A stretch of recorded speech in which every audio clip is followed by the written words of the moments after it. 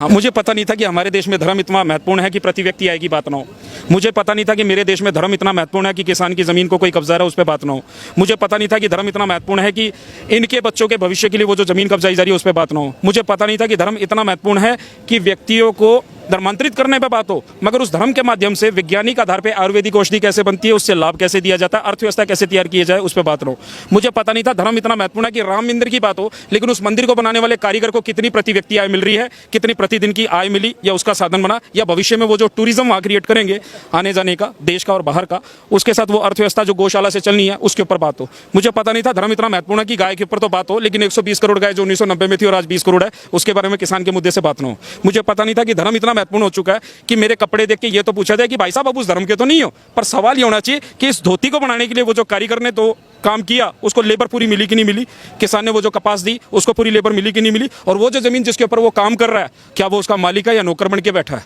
क्या इस धोती को बनाने वाला इंडस्ट्रियलिस्ट आएगा जो हमारे लिए कीमत निर्धारित करेगा पार्लियामेंट के नाम से। मुझे पता नहीं था कि धर्म इतना महत्वपूर्ण हो चुका है कि धर्म के ही लोग आज हमें ये बताएंगे कि किसान के साथ खड़ा होने वाला तो अधार्मिक है और जो पार्लियामेंट के साथ खड़ा हो गया तो वो धार्मिक हो गया। मुझे पता नहीं था कि धर्म इतना महत्वपूर्ण है कि आप मेरे साथ खड़े होकर ये पूछो कि महाराज आप इस लिबास में है, क्या ये धार्मिक है या आर्थिक मूवमेंट है? ये आर्थिक रेवोल्यूशन है, धार्मिक रेवोल्यूशन नहीं है। और हमारे दिमाग का एवोल्यूशन हो चुका है, इन सब किसानों का एवोल्यूशन हो चुका है कि वो जो अंदर बैठे हैं वो आर्थिक मुद्दों पर नहीं केवल धार्मिक मुद्दों पर बहस करने के लिए, इनके प्रति व्यक्ति आय के लिए कोई बात नहीं करेगा। किसानों पर जो अत्याचार हो रहे हैं इस पर किसानों पर बात हो रही है कि किसान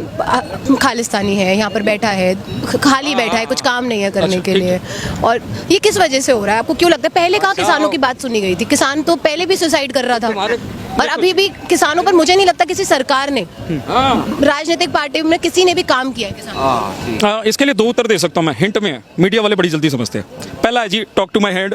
दूसरा है जी मेक मी अ फूल, तीसरा है जी आप और मैं तो बीच में फंसे पड़े हैं, हम क्या कर सकते हैं। स्वराज का जो नारा जो मूल रूप से दिया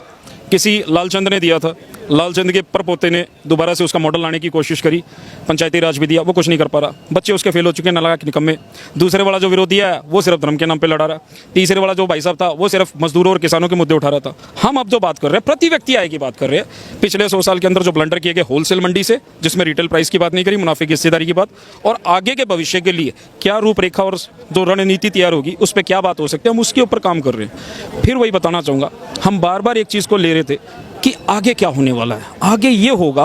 कि जब भगत सिंह, राजदेव, सुखदेव और राजगुरु जो रिपब्लिक इंडिया की बात कर रहे थे, इकोनॉमिक इंडिया पे आ जाएंगे। जिस अंबेडकर को लेके कॉन्स्टिट्यूशन की बात हो रही थी मगर पीएचडी की थ्योरी और थीसिस की बात नहीं हो रही थी, वो थीसिस बाहर निकलाएगी तो ये पता लग जाएगा कि वो इकोनॉमिक एक्सप्लॉयटेशन जो अंग्रेजों ने किया और जो इन्होंने जारी रखा है जिस तरीके से, उसके लूप होल्स का फायदा क्या इस पार्टी ने उठाया, उस पार्टी ने उठाया या सभी पार्टियां उठा रही।